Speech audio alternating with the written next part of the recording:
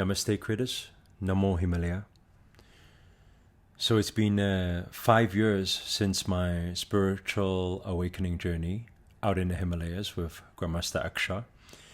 And I'm finally back here in India.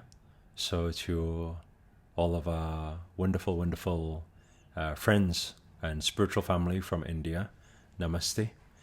And I just wanted to share today with all of you some of the lessons that I learned a few years ago and what actually happens after a spiritual awakening and how do you navigate through everyday life, because it's quite strange sometimes when we understand we are this spiritual being inside a physical material world, and sometimes while you embark on this journey, I'm sure you've had it before where you try to communicate with some friends or some family about your awakening or about your points of view, your perspective now to things, or maybe your non-perspective to things. And sometimes your friends and family may not understand what you are talking about. And then sometimes you may even feel a little bit lonely on this journey. So being somebody who's been through this journey for several years now, I wanted to just share with you a few things that I realized and maybe give you a better insight to how to best navigate through it, whether you are somebody who's yet to go through this awakening journey or somebody who's going through it right now. So some of you know that in 2019, I was chosen by Himalayan Siddha Aksha, Grandmaster Aksha, to embark on a pilgrimage, on a training, on a spiritual awakening journey up in the Himalayas. And it was crazy because when I first started, I didn't know what to expect from it. I didn't even know why I was chosen, because I always felt like I'm not as good as all the rest of the disciples at practicing yoga and not as flexible. And I realized that it was way beyond it. And I really remember, for those of you who are taking notes on this one, the first line he gave me was, "You are no longer manifesting for yourself. You are now manifesting for the universe." And when he first said that on the first day of the journey, I didn't know what that actually meant or what that would entail and how would that look like a few years down the line. But I didn't realize that it would completely take a 180 turn on my destiny, on my path, on my purpose. I could say that before the journey, I was just getting along every day and thinking, I'm doing what I can to be the best human being I can and to serve as much as I can and help as many people and live life and be what many people will class as successful.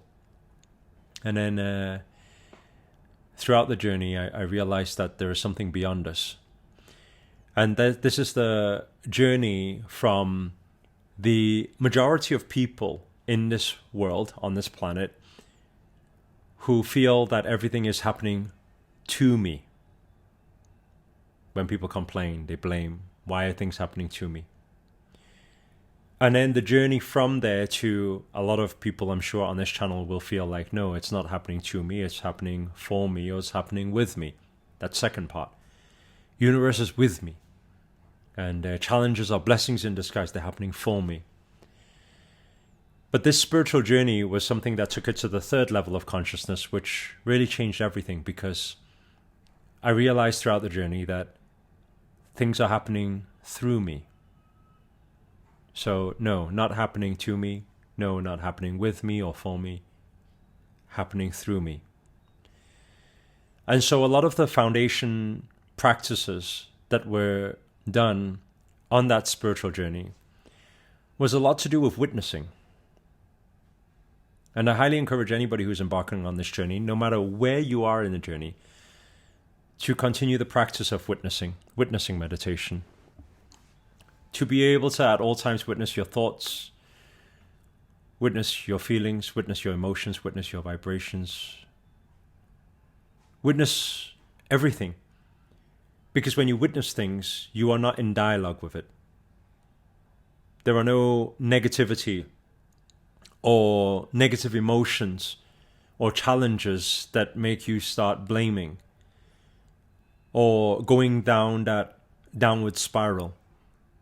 You are no longer affected by things because you understand everything as it is, and it's okay. In this existence, there is always going to be positivity. There is always going to be negativity, and one cannot exist without the other. And so when you come to that realization, I know everybody's heard about world of duality and world of polarity, but it's different hearing about it to when you actually get it. Because when you get it, and you understand that it just is, it's not good, it's not bad, it just is, and you come from the witnesser perspective, you are no longer affected by anything. Like there is nothing that phases you because you know as a spiritual, infinite, divine being that we come onto this planet to fulfill whatever purpose on this planet, our service, our savor. And when our time is done, we leave, maybe for some temporarily, and then we come back and we continue the journey again. And it's okay because energy never dies, it's only transfers. So we come back and we embark on the journey again, and our goal is to not be affected by things, understand this game. And when we're not affected by this, our goal then can be to be a bigger vessel of light and positivity and love and compassion, and to give more out to the world. And it's very different when you go through a spiritual awakening journey, because it's not like just reading a book, or it's not like just I've heard that philosophy before, or that line makes sense, or that theory makes sense. It's knowing it because you see it. And I was blessed to be able to see it through certain practices that my spiritual master was able to take me through with regards to third eye, dimension traveling, future, past life, and being able to see these things. And it's a blessing because then you have the strength and the alignment to know that everything is happening through us. And every day when we wake up, we can just look up and say, universe, use me. I will do my best. I'm surrendered.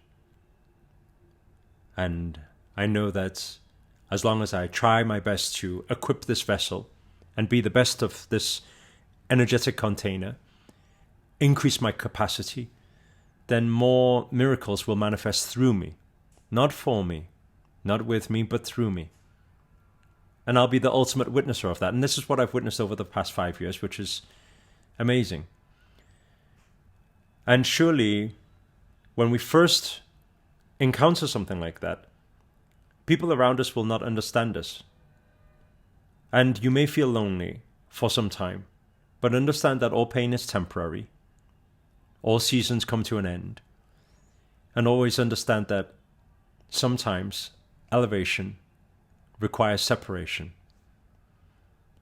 And when you allow for that separation to find the right space, you give yourself that space, honor yourself, then you have the capacity to really grow, really develop yourself as a spiritual being.